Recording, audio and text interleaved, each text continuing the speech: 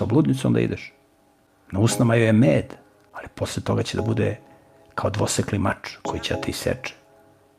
I bit će gorko. Ako ćeš da ideš sa bludnicom, onda ideš u grob, ideš u smrt, da znaš u kom smeru te ona vodi. Ona ne razmišlja o životu, nije naučena. Naravno da snosi odgovornost, jer je Bog imao pozive u životu, bez obzira što je loše naučena. Ali ona to odbacivala. Daleko od bludnice budi. Ne približavaju se. Tako je Bog govorio i Adamu i Evi. Ne približavaj se drvetu poznanja dobra i zla. Imaš drvo života, tu se približavaj. A drvetu poznanja dobra i zla beži. Ne, ide on da proveri. Ide ona da proveri, da vidi šta je tamo. Pa samo dođi da vidiš.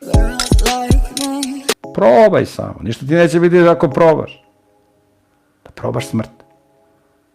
Tako se ide u smrt, tako što se proba.